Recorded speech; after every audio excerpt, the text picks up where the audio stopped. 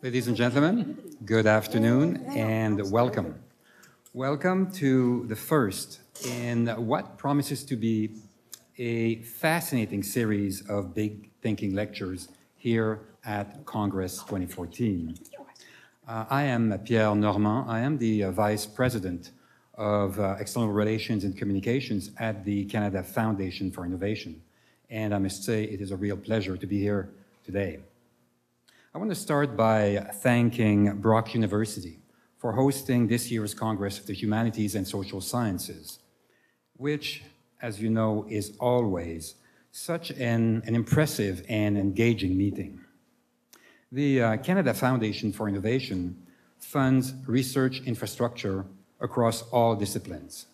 And over the years, the CFI has supported close to 1,000 projects in the humanities and social sciences. So, needless to say that we are absolutely delighted to take part in Congress and to support the Big Thinking series. You see, at the CFI, the Canada Foundation for Innovation, we like to say that research builds communities. Every time research leads to a deeper understanding of our humanity, of the complexities of our society, of who we are, the world in which we live in, well, it helps build more vibrant communities. Et c'est là exactement le but de ces conférences Voir grand qui nous font découvrir les personnes et les idées qui transforment nos sociétés. Cette année encore, le Congrès nous offre un programme de conférences sur des sujets pertinents, parfois même dérangeants, mais toujours des sujets qui portent à réfléchir et à échanger. And it all starts today, right now, in fact, with Canadian journalist Lyse Doucet. Originaire de Bathurst, au Nouveau-Brunswick, Lyse Doucet, dont les racines acadiennes remontent jusqu'aux compagnons de voyage de Samuel de Champlain, a été, c'est vrai, a été en première ligne de plusieurs événements qui ont marqué notre époque. Lyse Doucet is senior presenter for both BBC World Service Radio and BBC World News, the BBC's global news channel. As the BBC's chief international correspondent, she is often deployed to anchor special news coverage from the field and frequently interviews world leaders. Madame Doucet holds a number of prestigious honors, including a Peabody Award and a David Bloom Award for her film on maternal mortality in Afghanistan, a film entitled Where Giving Life is a Death Sentence. She also holds a Best News Journalist from the Sony Radio Academy Awards. Lyse Doucet has spent the last 3 decades reporting from locations around the globe in Africa, Asia, and the Middle East. And this afternoon, Madame Doucet addresses the challenge of telling some of the defining stories of our time from Syria to Afghanistan and asks the questions, the critical questions of how can we begin to understand events that happen to people in places that seem so different from ours? And more importantly, why should we care? Ladies and gentlemen, mesdames et messieurs, accueillons ensemble Madame Lyse Doucet.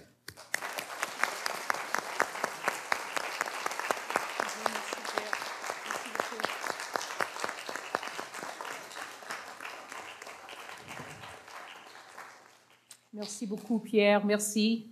Bonjour, soyez le bienvenu et merci d'être venu. Merci, Pierre, c'est très gentil de votre part. Thank you. Thank you to the Federation of the Social Sciences and Humanities. Thank you to Brock University, to the Canadian Foundation for Innovation, for bringing me and for bringing all of you here today to this annual Congrès.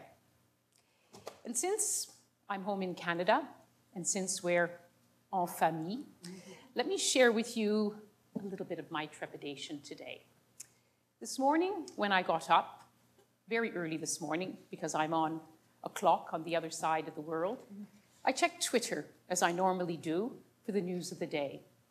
And there, in the midst of news from the Pope arriving in the Holy Land, a terrible suicide bombing in the heart of Mogadishu, a big investigation on the front page of the Globe and Mail, there was my horoscope. And I thought, I better check it. And what did it say? It said, well, if you're going to be involved with computers today, you're going to encounter problems. Not, my horoscope assured me, because of the technology, but because of the people I'm involved with. My horoscope said they would promise a lot, but they wouldn't deliver. And then I met Phil. Phil? And Ken? And John? They're already hiding. And they reassured me that we should put science above superstition, because you're all highly educated. You don't trust in horoscopes. Maybe Ouija boards, maybe 8 balls, but not horoscopes. So let us go forward with confidence. Borders without boundaries. Frontières sans limites. Whose stories are ours? This is Canada's biggest gathering of scholars across disciplines. Voir grand. Big thinking, big brains, big ideas. But it's bigger than that, much bigger. Because here, as we gather on this lovely spring day in charming St. Catharines, we share a very special place. And perhaps it's more special than we sometimes appreciate. And we should savor that, because here we are at Brock University, an illustrious place of learning, with an admirable center, a social justice research institute. So let us begin by sparing a thought for those who inhabit spaces different from ours. They're the kind of places where I spend a lot of my time. The places where people live knowing they can be detained for what they say, be challenged forcefully for what they think, be harassed for what they wear, be attacked just for who they are, or for being simply in the wrong place at the wrong time. People who are living in fear of dying, or their loved ones dying, from mortars, from explosions, from bombardment, from gunfire. Listen to our silence, and let us fill it. Let us fill it with big and bold ideas. Not just mine, but yours. Because we also want your questions, your comments in our conversation. In a Congress that brings together, the website says, and I quote, academics, researchers, policymakers, practitioners, and me, a journalist. But like you, across all your disciplines, I tell stories. We all tell stories. And so I'll tell a few today. And how do our stories begin? Well, once upon a time, not so long ago, actually, it was quite a long time ago, I was a little girl growing up in a little town in New Brunswick. And actually, my sister, Andrea, who's here today somewhere, who's a Canada Research Chair, she's here with her daughter, Vanessa, her friend, Simon, but that's a different story. Once upon a time, not too long ago, 1976, I boarded a train in New Brunswick and came to Ontario to study at Queen's University. And back then, people didn't really seem to know even where New Brunswick was. And some of my fellow students would say, not completely in jest, "You live east of Montreal? Is there something east of Montreal? What is there?" And back then, I was told there were only 8 students from New Brunswick studying at Queen's. I wonder why. What was my little town in New Brunswick like then? Well, not very different from a lot of little towns across Canada. A town of Catholics and Protestants, French and English, sort of rich, very poor, and a lot of people, including my family, in the middle. And in my town, I can remember, there was one store run by a Jewish family that seemed different from all the rest. And down the street, an Asian family. I don't remember where he was from. All I remember is that boy, who was my age, was different, and I liked that.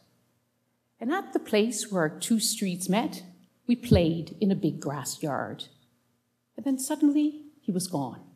His father, a doctor, didn't stay long in our little community of fishermen, farmers, and foresters on the Baie de Chaleur. And down the other street was a family from Lebanon, the Asifs, and they ran the corner store. Except we didn't figure out they were Lebanese until many, many years later. I mean, who knew where Lebanon was in those days? And that was our town.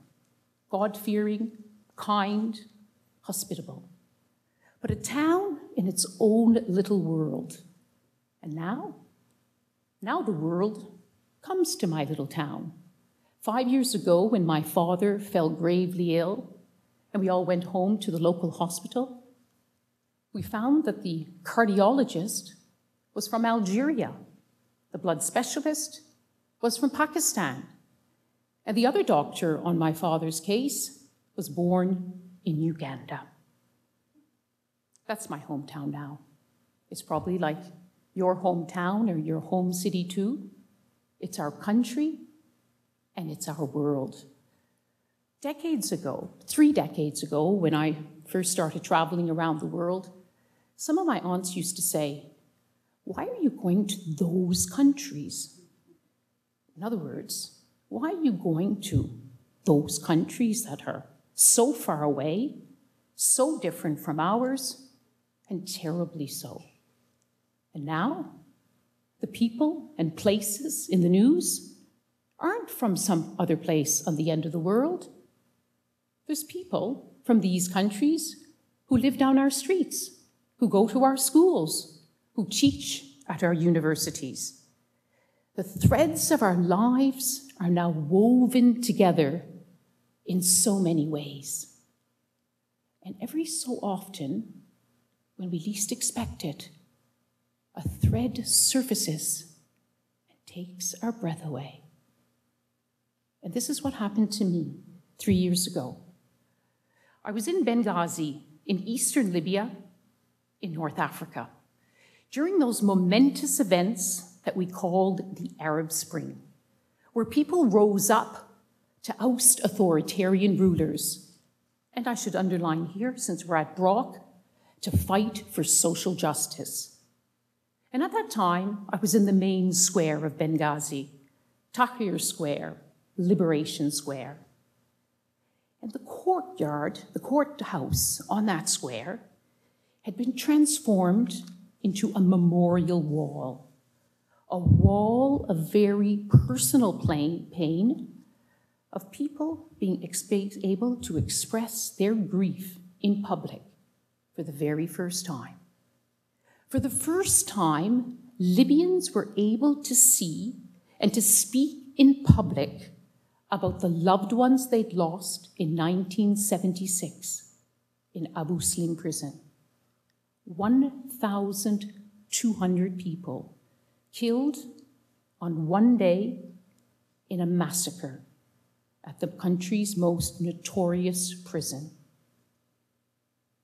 That just happened to be the same year where I took that train from New Brunswick to Ontario to study at Queen's University on the other side of the world.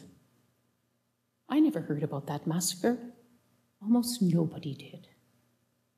And so 3 years ago, Libyans came every day to look at those faces, the faces of the dead. And each of those faces meant something to someone. And all together, those faces meant so much to a city, to a people being allowed to grieve together for the first time because they had ousted the rulers who forced them to stay silent. The wall mesmerized people, including me. But how could I, as a Canadian, possibly stand in their shoes? And then I found a way. One day, when we were in the square, looking at the photographs, looking at the people looking at the photographs, we noticed a group of women standing to the side, holding framed photographs of their loved ones, also murdered in Libya. And I went closer to see every face in every frame. I didn't know any of them. But one of them brought me to a halt. Not because I knew the young, handsome man with a smiling face, but I recognized the light wood paneling, the red gown trimmed in gold and blue, a graduation gown from my university, Queen's University.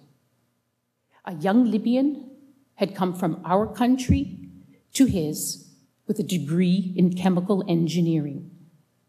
And he was killed for speaking out, killed for a crime that in our country is called democracy. And his photograph in a frame was held up by his pretty wife, Najla. She'd also studied at Queen's University. She studied literature. And on that day, her young son stood with her, now almost old enough to go to university himself, but not old enough, too young to have known his father. And on that day, two worlds seemed to come together. The world of opportunity that we live in, which is Canada, the world of Libya, where they still fight, and sometimes violently so, to establish a new political culture, to build the institutions that we live with here. And my university, where once some students had a hard time trying to figure out someone who came from New Brunswick, is now a veritable United Nations. All of our universities in Canada are now. These are the ties that bind us. Shared education, shared experiences. The ties that help bring down some of the boundaries in the borders that define us all. Borders without boundaries. Frontières sans limite. But is there more than that? More than university degrees in what is, after all, our global intellectual landscape, knit together by scholarships and cyberspace, by social media, by Twitter, by travel. There is more, a lot more. A lot more of the stuff that binds us all. The stuff of life, the staff of life. Like what?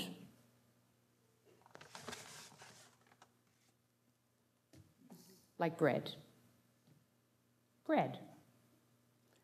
I got this bread this morning when I was having a wonderful breakfast here in St. Catharines with Pierre and Gary, Antonio, Jean-Marc. Bread is one of those details of our rituals of daily life that can make our day. But bread is now part of my reporting. One of the things I cover as a correspondent who covers war. Bread, you might ask? Yes, because like bombs and bullets, bread, food, is a weapon of war. Let me talk to you for a moment about Syria, a country that I've been visiting and reporting from for 20 years, a country where I now cover a war, a punishing war, in its 4th year, that has killed so far many tens of thousands of people and still counting, has left entire villages and suburbs in utter ruin, that has forced millions of people to flee their homes, has left millions of children traumatized and terrorized. And millions of Syrians live in what are called hard-to-reach areas, besieged areas. And what does that mean? These are the villages, the suburbs, cut off, almost completely cut off, from food, from medicine, the essential supplies. Cut off, for the most part, by Syrian government troops, but also by rebel fighters. In military terms, it's a tactic that's called surrender or starve.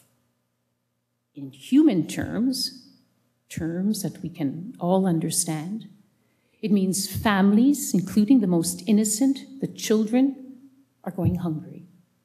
And they're living under constant bombardment and with gun battles. Over the past year, I've stood on the edge of many of these besieged areas and watched as a tide of people fled as part of either a UN-brokered evacuation or a humanitarian pause.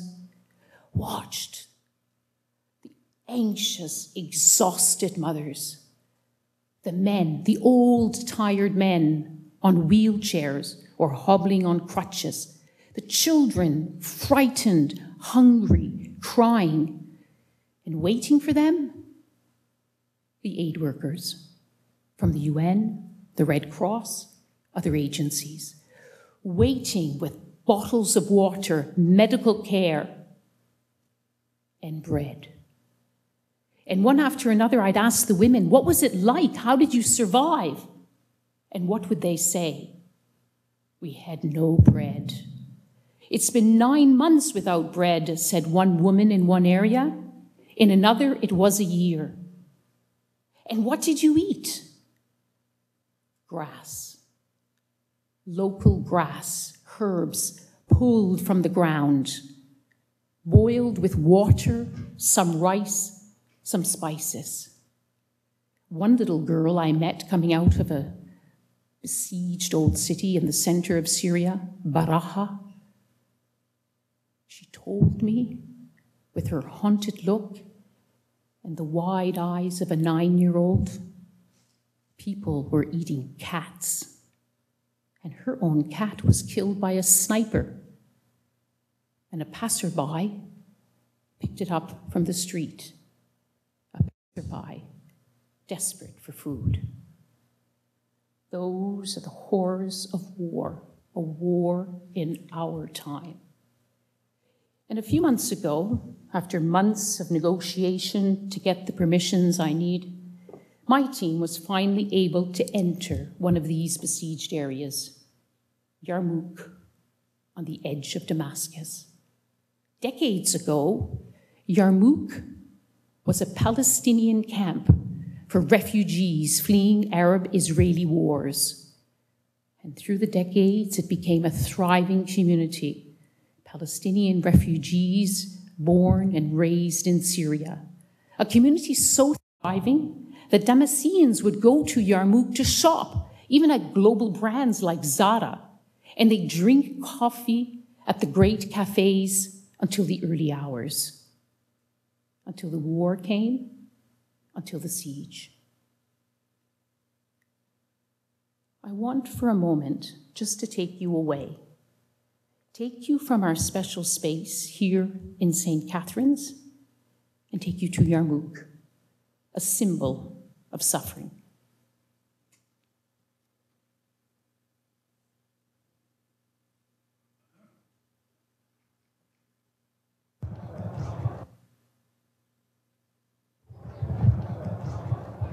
It could be the scene of a natural disaster, but this is man-made. Not much is left in Yarmouk. But this tide of people. Armed men struggled to contain the crowds, but they couldn't hold back the emotion. Just look at the faces. They tell the story of Yarmouk, of people, thousands of people living under siege for months upon months without access to enough food or medical assistance. Absolutely desperate. Desperate for help, desperate to get out. I'm so tired, this woman cries. Another woman stops us, pleading, "Please, please take us out. We're dying here."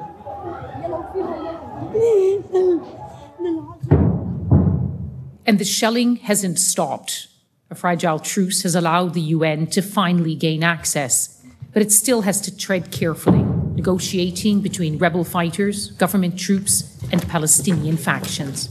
Every day is a battle just to get any aid in. And we will not forget you. The whole world will not forget you. We are here. The head of the UN's Palestinian Refugee Agency made his first trip today since the siege took hold last July. But for everybody, we will not forget you. We promise you. I've been speaking to the people here that have been deprived of everything for too long, and it is not a day too late that we're able to do this. But only a tiny amount of food, 60 parcels, were distributed today. More than 20,000 people are struggling to survive here. Most of them couldn't even reach this distribution point. Yarmouk was once a refuge for Palestinians fleeing the 1948 Arab-Israeli War. Now it's a prison people are frantic to escape. Very few do. This man somehow managed to get inside Yarmouk to rescue his daughter. They haven't seen each other for a year.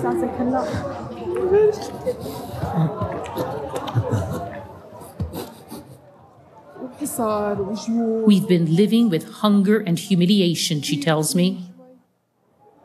But where should we go now? This is our home. 13-year-old Kifa tries to put on a brave face. Everything was normal here, he begins.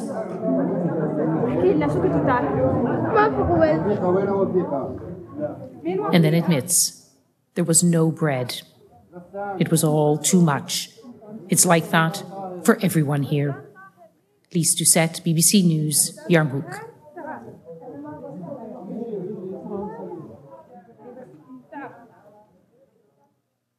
Bread. A little boy who just wanted bread. Now, you're all highly educated people. I could have told you a different story. I could have told you about all the rebel groups inside Yarmouk, about all the countries they come from. I could have talked to you about all the Palestinian factions inside, or the Syrian government actions. But the very complicated story of Yarmouk, like other stories in Syria and elsewhere, is at its heart a human story. It's a story about mothers, fathers, their children, about neighborhoods and communities.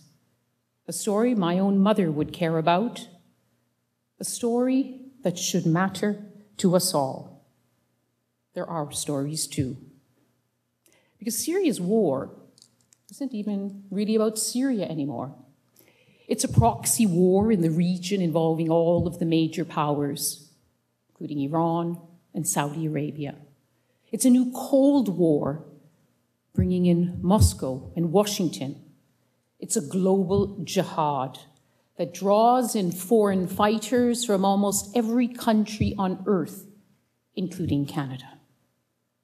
And a few months ago, a landmark humanitarian resolution at the UN Security Council managed to overcome all those rivalries, to come up with a call to all of the parties in this conflict, to lift the sieges, to allow humanitarian access, to let the food and the medicine in. It's helped a little bit, a tiny bit, but not enough. Before I close, I'd like you to meet a few other people I met in Yarmouk just a few days before I came to St. Catharines. Because they're a group of people you all know well. They're students, not university students, not yet, but they all dream of going to university someday. But right now, they're 9th graders from Yarmouk. And after weeks of negotiations and days of delay, the warring parties agreed to allow 120 young boys and girls to leave the besieged camp of Yarmouk to come out and write their state exams so they wouldn't lose a year of school. We all know what it's like to study for exams. Long hours, long nights, lots of worry. Maybe some of you here will say, well, actually, I'm not the academic type. I didn't worry too much about my exams. Maybe your children don't either. But not the boys and the girls of Yarmouk. These are some of the teenage girls hurrying out of Yarmouk to write their exams. And as we waited for them to emerge, we heard sporadic gunfire. This walk to write exams was a walk through war. Look at this reunion. Reunion with family members stuck outside Yarmouk. Tearful reunions, tears of joy and relief. Look at Khalid, great hat. Look at Rania, his daughter. They've been separated for 10 long months. The father, Khalid, is stuck outside, and Rania is inside. I said to Khalid, how happy are you today? He said, and under that biggest of mustaches, he had the biggest of smiles. I'm so happy, he said. You could spread my happiness all around the world. And maybe you can feel a little bit of that happiness at this moment at St. Catharines. And look at the boys. Look at the teenage boys, the students. There's Mohammed in the middle with the blue shirt, with the gaunt face and the piercing eyes. He insisted to me, I have to write my exams. I can't afford to lose another year. Mohammed has already lost so much. One day, he was outside his house in Yarmouk, and when he came home, he discovered a rocket had hit it. His mother and his sister died. His other 2 sisters are injured.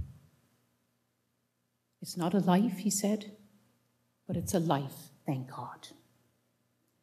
Next to him, holding his notes, 15-year-old Khalid. Just look at him. He's got that cocky bearing of a confident street fighter and the gaze of a vulnerable child. Are you scared, Khalid? I asked. What did he say? He said, we go to school. Every day there is school with our hand on our heart because so many people have died. We are scared, he said, but we cannot lose our education because we will lose our future, and then no one can help us. And the boys told me they studied by day, by sunlight. They studied by night, by candle. There's no electricity in Yarmouk, and it's hard. As Khalid put it, you have to have food to make the brain work. And what did they eat? Mostly grass. Grass with water, if there was water, some rice, some spices. Right now, it's about 8 o'clock in the evening in Damascus. They're studying for those 2 weeks of exams. And after that, they go back to Yarmouk, to their families. Students of Yarmouk, students from wherever we come from. They want an education. They want a future. They want to be part of a world of possibility, our world. Today, my stories have been about Syria, but other stories could have been told from other places, including Afghanistan, where our Canadian troops, men and women, fought on the front lines for a decade, fought with Afghans for a better future, for a better life. Afghans are still fighting. There's been many mistakes, there's been setbacks, but they're still battling. Our Canadian troops have come home. Our diplomats, our aid workers are still there. Sometimes it's easier just to shut off the rest of the world. So complicated, so depressing, so dangerous. Why do those people over there in those countries keep killing each other, is what you hear. Boys like Khalid, Mohammed, and Kifa give me hope. So do the aid workers who fight to give them a better life. They inspire hope in faith, in humanity. To live for hope, to strive for happiness is what we live for. It's what makes life worth living. Do you remember Kifa, that 13-year-old boy crying for bread? That was Kifa last week when I saw him in Damascus with his brand new baby sister, Lamar. New baby, new life, maybe. Kifa, his pregnant mother, his other sister, were allowed out of Yarmouk for humanitarian reasons, but their father is still trapped inside. Kifa's story isn't over. It's just beginning. And like all of us, he'll get up every day and hope for bread or food of some kind on the table. He'll hope for peace on his street, that his family is kept safe and sound, and he hopes to go back to school. These are the ties that bind us. In a world where borders remain, but the boundaries keep tumbling down. Borders without boundaries. Frontières sans limite. All stories are our stories. And a reminder that our special space here, Le Congrès in St. Catharines, has a part, is playing a part in our wider, ever so precious world. Thank you.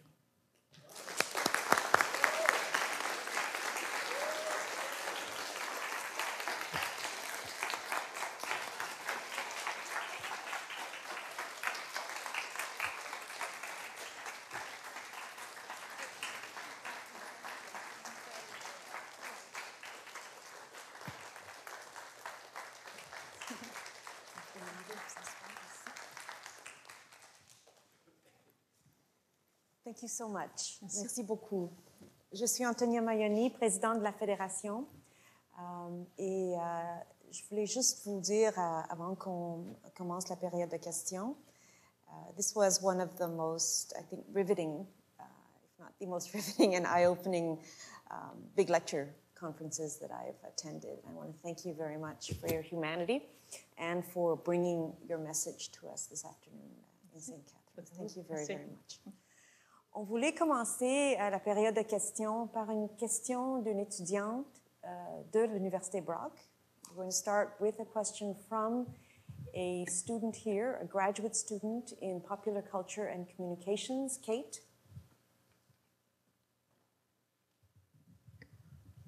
Hi. So you said that the telling of stories helps to humanize places and countries that are so distant they almost seem otherworldly.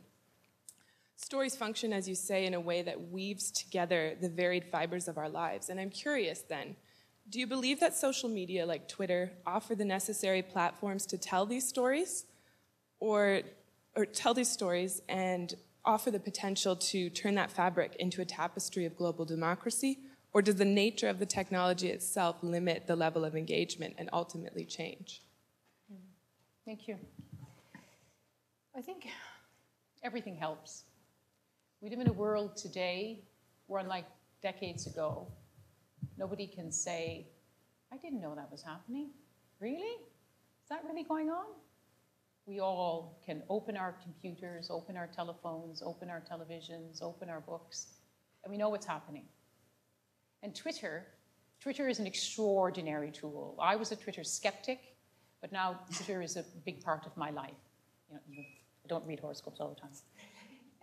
But Twitter, of course, only engages people who live in a certain space, who have electricity, which is something you can't take for granted, who have access to computers, have access to Twitter, are able to write in the languages that Twitter uses. But often social change is pushed and galvanized by elites, by a very conscious and galvanized public, an educated public. And I think it's really important. It did play an important part in the Arab Spring, as you know. On reflection afterwards, probably less than we thought it did at the time. But time for that to bring you to a place, to the breathlessness of a moment and the immediacy and the thrill of a moment. And somehow you can communicate to those around you, and it may motivate you to ask more, to question more, even to travel more. So I think it is a spark that can light the fire. It isn't enough, but it can certainly help. But of course, is it necessarily democratizing? Twitter is used by many people now. Twitter are used by people who fight against democracy or have their own version of democracy. Twitter is used by people to hold other people back. It is a tool. And like any tool, it is used by everyone. And I think the more who you try to use it for positive means, then we can beat the ones who are using it for other means. But it is a very democratic, almost too democratic tool. But thank you for your question. The mics are now open. You see the two mics on the floor. Just raise your hand if you have a question.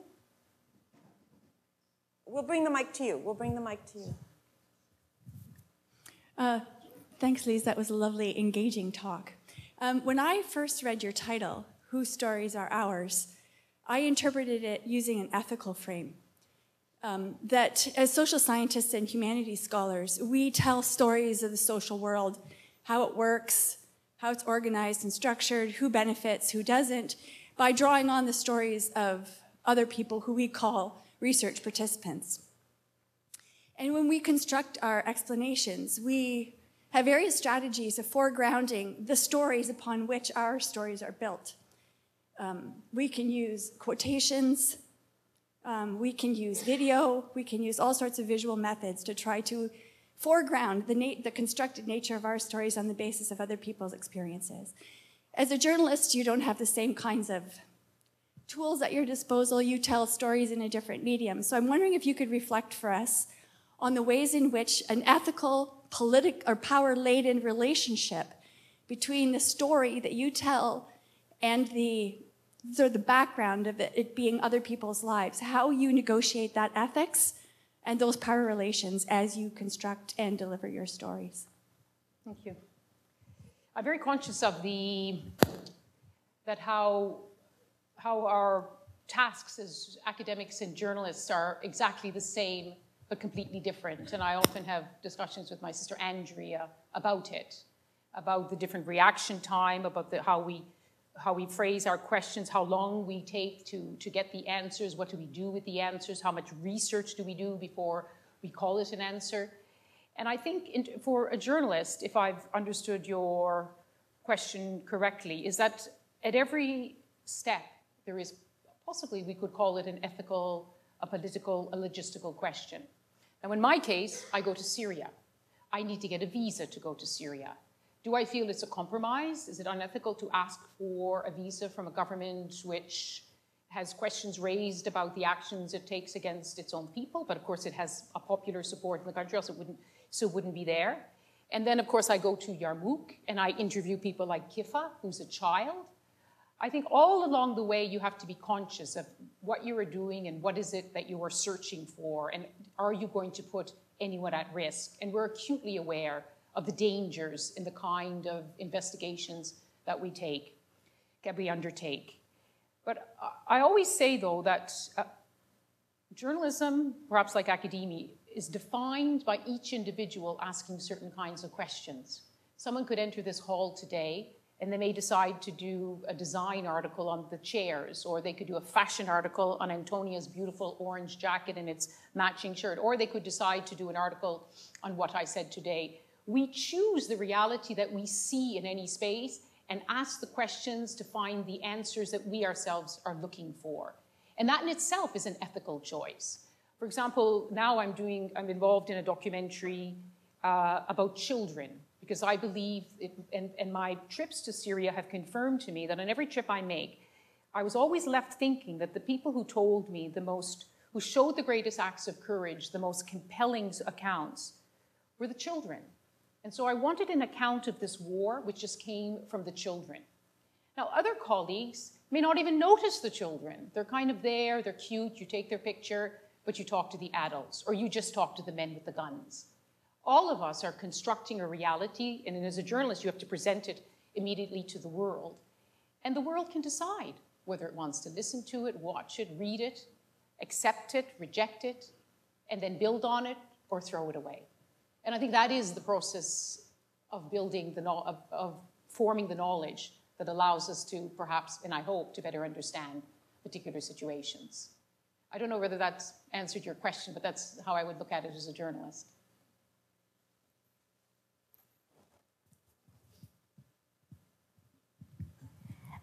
Thank you so much, Lyse Doucet, for your wonderful and eloquent statement to us. My name is Ariel, and I'm with the Canadian Peace Research Association.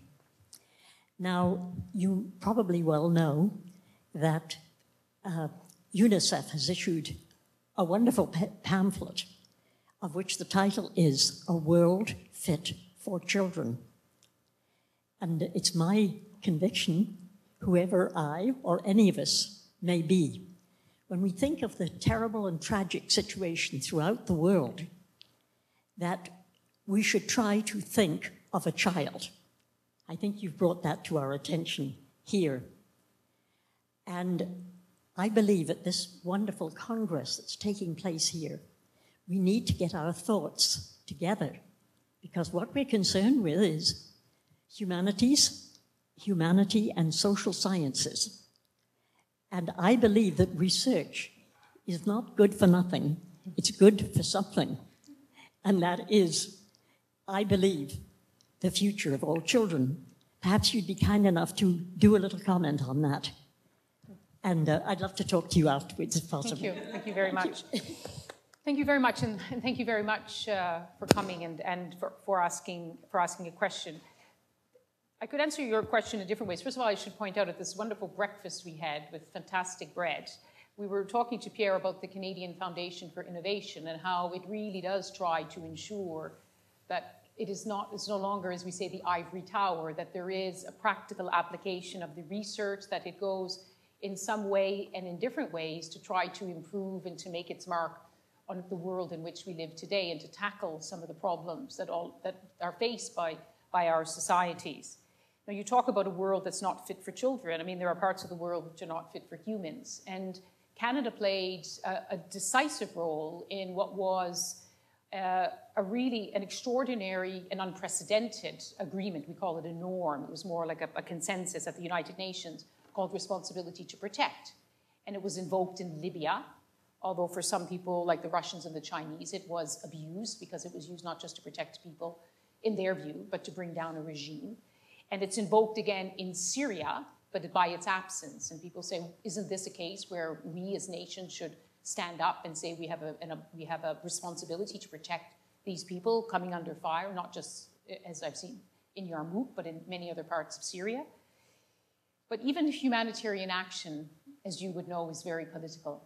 And what one person's humanitarian crisis is another person's, unjust action by one group or another.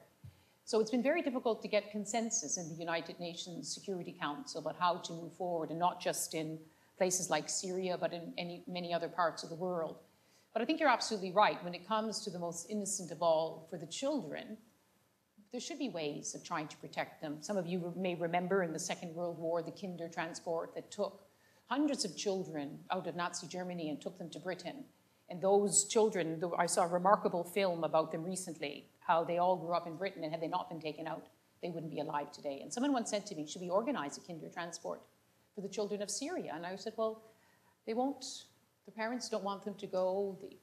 Their government doesn't want them to go. They don't have the means to go, and perhaps we don't have the wherewithal to take them away. But I always believe that the first step to changing something is to start asking the right questions. So I'm glad you asked the question today, and perhaps you'll keep asking it throughout this week at the Congrès. Thank you very much.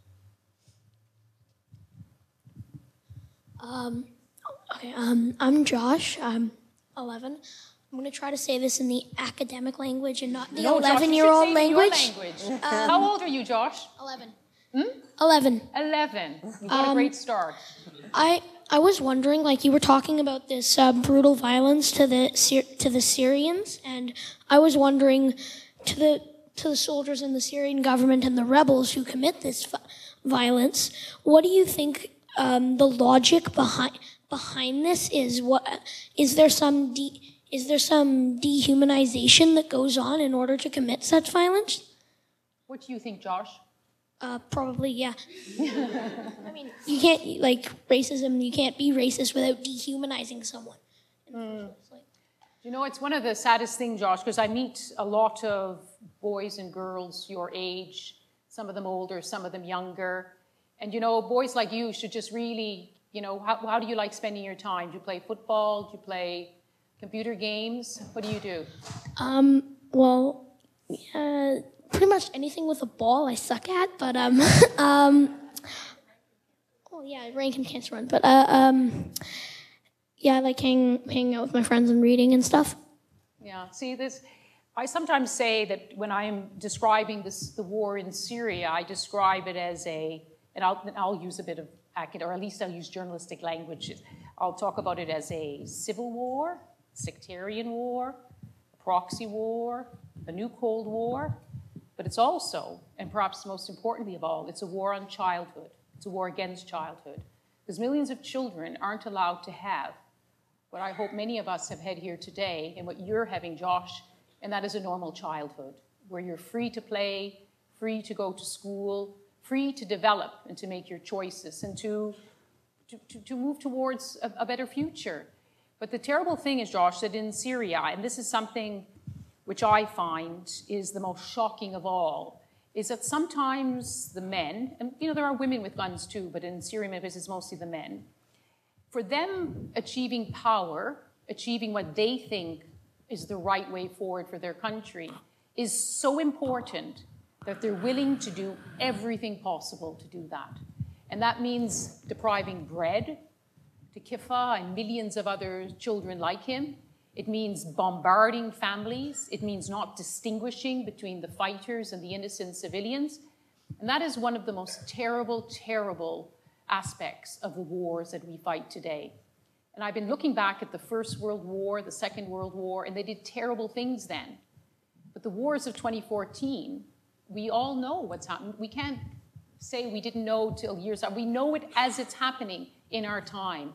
And the world sometimes tries to do something to stop it, but not enough. So the more we ask questions and the more we speak out, the more we show that we care, it all helps a little bit. including answering questions like that, Josh. I have one more question.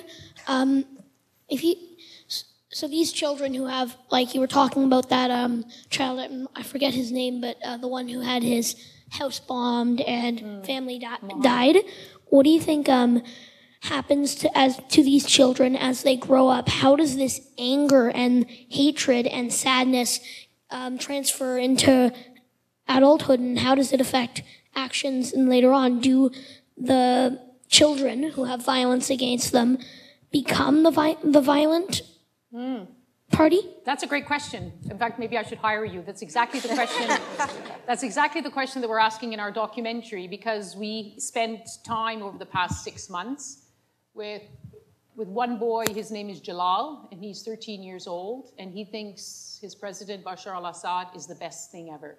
And his father fights in the army, and he says that his friends who are on the other side with the rebels, they've all been brainwashed. They all don't know the truth. But then I met Izzadeen, who's 9 years old, and he believes his country's president, Bashar al-Assad, is terrible. And when he grows up, he wants to get rid of Bashar al-Assad. And I've been thinking, because this is this documentary we're doing, will Izzadeen and Jalal and all the others like them be able to live together? Will they, as they grow up, and I'm sure this is something that some of the psychologists and the sociologists who will be meeting in this congrès will be doing the research on to decide what is the answer, or to try to give us more information, is what happens when a child goes through those kind of experiences, seeing so much violence in front of them. Does it stay with the child forever? You know, they often say, some of the psychologists, the first 6 years of your life are the most important. Or as we grow, does it give us the possibility to change, to compromise, to think about ourselves, our sense of self, our families, to forget about revenge? This is the question you asked, Joss, is a question about the future of Syria, about Somalia, about South Sudan, about Nigeria, about so many places. And the answer to your question could make the difference between a better, safer future in these countries, or a future which condemns all the children when they become older to even more violence and hatred and bloodletting. So you should watch for the answer to your question. Thank you. Okay, I'm going to try to follow up, Josh. It's going to be hard. It's a hard act to follow. My name is Binish. I'm a graduate student at Ryerson University. I was listening to your narrative of stories of others and recognizing their humanity through our own experience. And I'm really, really impressed. I really enjoyed your talk. There are many things in there. But I wondered, and I wanted to ask you, does it matter who tells these stories and how they're told, and why, if you think they do? And so I'd like to hear your reflection on this, if you could. In fact, that gets us back to the question earlier about, whose stories are ours. The best storyteller of a story, which I'm rethinking this, well, I think the strongest storyteller is telling our own stories, because they belong to us. But in this case, I'm a journalist born, educated in Canada, who works for a global broadcaster, and I've decided to tell these stories, the stories that come to me by the kindness of strangers, by the circumstances in which I find myself. So I tell those stories. And they're told by a lot of other people in different ways. And I think it's back to my point, as I said before, the more stories that are told, the more we can form a more complete story of what a particular situation, and because you see how a story can be told in one way at one time by one person, and then it can be picked up 10 years later and told another way at another time by another person. Because our times change, our reflections change, the storytellers change, and we'll get a different sense of the story. So I think it's important to have a lot of storytellers, but if we can tell our own stories too, then I think that is magical and it's important.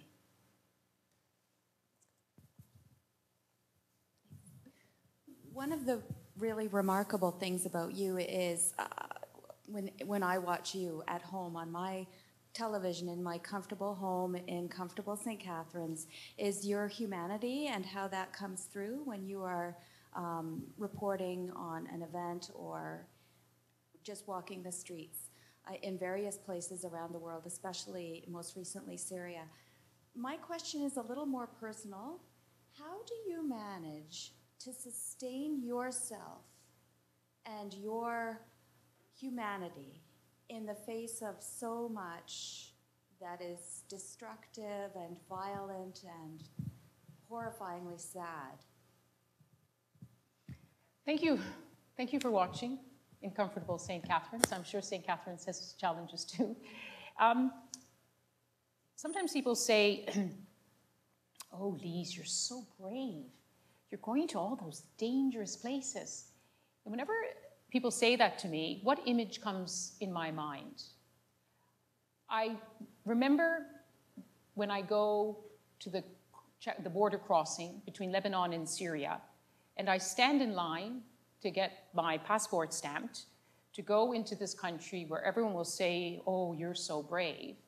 And I look at the line next to me, and it's full of 6-year-olds, 10-year-olds, little girls in pink dresses with Hello Kitty backpacks, little boys with the sports shirt of their famous football star on their back. And I laugh, I giggle to myself, and I think, I'm going in with the children. Going in with children, with families who have no choice but to stay. I'll go in and I'll come out. And how could you not be moved by stories like this? I always feel incredibly privileged. It's hard sometimes, to be honest. It's hard to hear their stories. In the case of Yarmouk, after 3 years of seeing some of the most difficult things I've ever seen in my reporting, we've seen the scene of a massacre with charred and bullet-ridden bodies. We've seen neighborhoods in total ruin. We've seen desperate people. But I've never seen anything like Yarmouk with that amount of desperation and devastation and destruction. And you feel the responsibility as a storyteller to try to say to people, look at what's happening. Let me tell you. Let me share with you. Come into this world, because this is our world. And I suppose that's what helps me to carry on. And it's a job with responsibility, but it's a job which has lots of advantages and lots of special access to see things in the world that all of us should see. And if you can watch them online, you can read about them on Twitter, but nothing ever really prepares you for what it's like when you're there on the ground and you see it face to face. It's important. But thank you for watching. Thank you, Lyse. Thank you, merci. One of the themes that the Congress is exploring through Borders Without Boundaries is also this idea of making Canadians boundaryless, in a sense. And one of the things that you've done in your own career, leaving New Brunswick, coming to Ontario, and then moving even farther afield, is breaking down those geographical boundaries, the spatial boundaries as well, by really striking out. And in 1976, going from New Brunswick to Ontario is pretty much like today going from here to Timbuktu, right, to Mali. I mean, this is how, in the scale of things, this is how big that leap was. How is it that now you, being out in the world, breaking down that other boundaries, how is it being a Canadian that in effect helps you? In other words, one of the things that you've done is you've broken down boundaries within Canada in your own journey, and now you're bringing a Canadian voice to what's going on overseas, and in effect, using that voice to break down even more boundaries.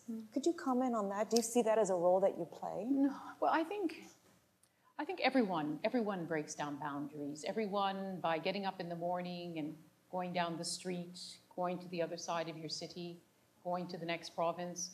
You know, I decided to go very far in geographical terms. But it doesn't matter how far you go. It just matters that you go. There used to be a joke in my family that Lyse always used to say to everyone, oh, leave, spread your wings, go away. And my sister went to Quebec City for a year, and she decided that was enough. It's great. She came back to New Brunswick. And she's seen the world, and she's aware of the rest of the world. And her challenge every day, she gets up, she's a school teacher, and every day she fights for a better future for those primary school kids that she teaches. And that's what she does. And it's not that much different from what I do. You know, the details of our world are different. But I really feel strongly we all deal with risks and challenges and the need to ask questions in our daily life, no matter where we live and how we live. The whole point is just to live in a world where you're conscious of the wider world. It's a consciousness, I think I would say. And as a Canadian, I think I have a very strong sense of the longer I travel and the more I work of the great privilege it was to have grown up in a country like ours. And you mentioned about, you know, about the humanity. You know, I grew up in New Brunswick. New Brunswick is a very friendly place. The one difference I should tell you when you go east of Montreal is that if you get on the train, and some of our Quebec friends may know, if you travel from Ontario and you get on the train in Montreal, from Montreal to New Brunswick, the train is much louder, much noisier, lots more laughter, and lots more friendly. We come from the Maritimes. And I feel that strongly, which is not to say the people in Ontario are not friendly. My sister Andrew tells me that in St. Catharines, it's a bit like New Brunswick. But there is an openness to the world, a sense of not judging, a sense of not seeing the world in terms of a hierarchy. You know, are those Canadian values? I see them as part of the values that I grew up with. And we're joking at breakfast that, you know, I live in London where people say, where are you originally from? And I say, well, no, I'm not originally from anywhere. I am Canadian. And when I say to other people, well, where are you from? And they kind of get a bit nervous. And I say, no, I'm Canadian. I really love where you come from. Tell me, my whole country is full of people who come from other places. And that is Canada today, as we say in New Brunswick, come from a ways. The whole country is a come from away because of the nature of our country. So it's very nice for you to say nice things, but I think I'm just part of the millions of people who are trying to look at our world in a different way. And I think it's, you know, to look and to see the world in different ways that really matters. Well, it's been a great success so far, and we're looking forward to the rest of your documentaries on these important issues that are facing us. Thank you very much, Lyse Doucet. Thank you. You mentioned you brought bread with you. À quoi ça sert le pain sans le vin? Behind you, you'll find our little thank you gesture. Thank you very much. Which is, in fact, ice wine from this region. So this is from this region. Thank you very much. Thank you. Nice to see you. I want to thank the Canadian Foundation for Innovation, Pierre Normand, for being here and for helping us sponsor this big lecture talk and also the series that's ongoing this week. For those of you who are interested in this theme of children especially, Cindy Blackstock will be speaking at noon tomorrow on First Nations and children in First Nation families. So we invite you to be there. Thank you again for being here this morning. The talk is going to be has been videotaped and will be up on our website. And I look forward to having many other occasions to meet Madame Doucet. Welcome to come up and meet her yourself. Thank you. Thank you very much. Merci beaucoup.